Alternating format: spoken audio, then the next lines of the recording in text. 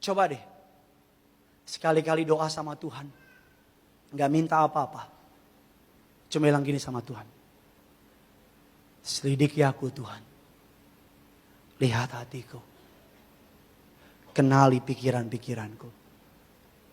Kasih tahu kalau ada yang salah. Tunjukin kalau ada yang gak beres.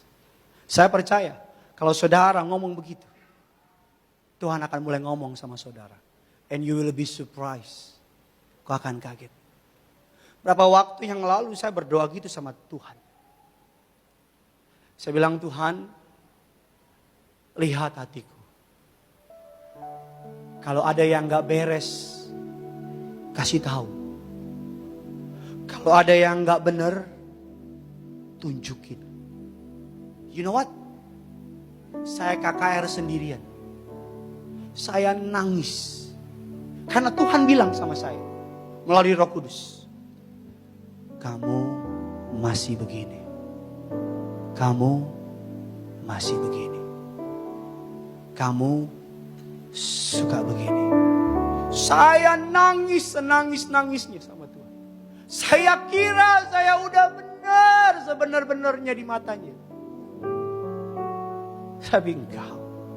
Saya enggak apa-apa terbuka sama saudara. Saya enggak perlu kelihatan wow gitu depan saudara. Karena yang cuman wow, cuman Tuhan. Kita semua sama. Coba deh. Engkau bangga, engkau udah hidup benar gitu. Coba nanti malam. Selidiki aku Tuhan. Lihat. Aku tuh benar-benar sayang sama kamu enggak? Lihat. Aku tuh tulus enggak ikut kamu? Lihat. Ada yang enggak beres enggak di hidupku di matamu Tuhan? Saudara doa kayak gitu. Rohnya yang kudus akan ngomong sama saudara. Dia akan bilang gini. Kamu masih pahit sama dia. Kamu belum ngampunin dia. Kamu masih khawatir sama ini. Itu akan membuat saudara nangis. Nangis, senangis-nangis. Karena kenapa? Terlalu jauh kita dari standarnya Tuhan. Terlalu jauh dari yang Tuhan mau. Tapi syukur atas anugerahnya yang berlimpah. Selidiki aku Tuhan. Itu dangerous prayer. Kenapa berbahaya? Buat dagingmu. Karena ketika kita bilang selidiki aku, lihat hatiku, maka dengan sendirinya dosa itu akan terekspos sama Tuhan.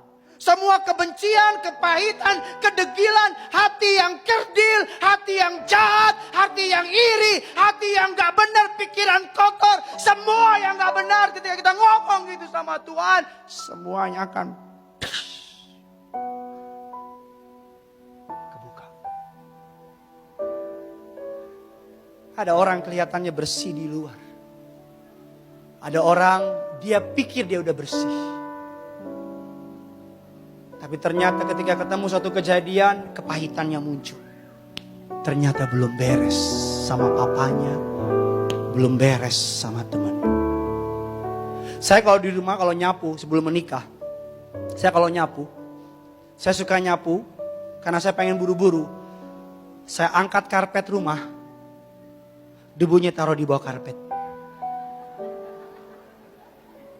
Saudara pernah melakukan itu ya? Sama gak apa-apa. Saya angkat gitu, saya taruh. Udah. Kalau mama saya naik ke atas kamar, ke kamar saya, waktu saya belum menikah. Bontot! Mama saya naik ke atas. Itu kayak malaikat maut naik ke atas. Itu pakaian kotor, saya kumul-kumulin, saya taruh lemari, saya tutup. Tap. Pokoknya secara singkat kelihatannya mama saya masuk kamar. Oh bersih ya. Coba dia buka lemari. Atau kalau orang naik mobil kita kotor. Sebentar. Kita ambilin, kita buang ke belakang. Silakan masuk kita. Begitu juga dengan kita. Kita kelihatannya di luar bersih. Kelihatannya di luar benar. Tapi ketika karpetnya diangkat. Ketika lemarinya dibuka. Walah, banyak sampah di dalamnya. Diam saudara cuman berarti dua.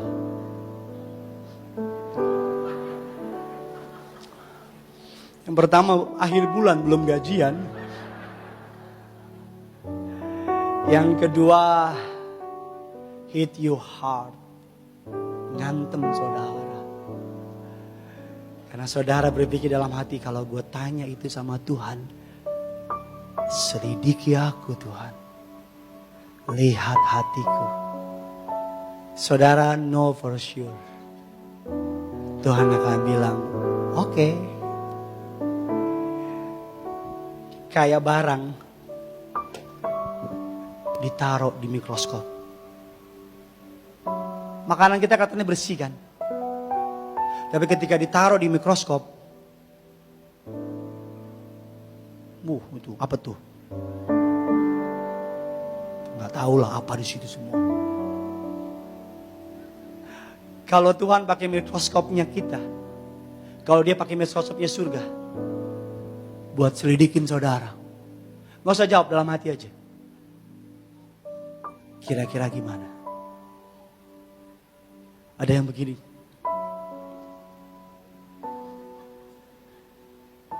Ada yang cuma begini. Ada yang begini. Tidur dia.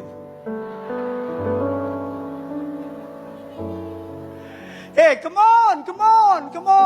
Ayolah. Saya ngajar kedewasaan sama saudara. Saya ngajar yang benar sama saudara. I am your pastor. Saya ngingetin saudara. Buat apa di depan manusia kelihatan benar? Pendeta gak bikin masuk surga. Yang bikin masuk surga perbuatan kita. Buat apa pendeta kalau gak benar hidupnya? Come on. Buat apa rajin tiap minggu ke Gading Nias, tapi kalau masih ngaco hidupnya? Buat apa pakai salib gede-gede, salib gereja kau bawa? Ya.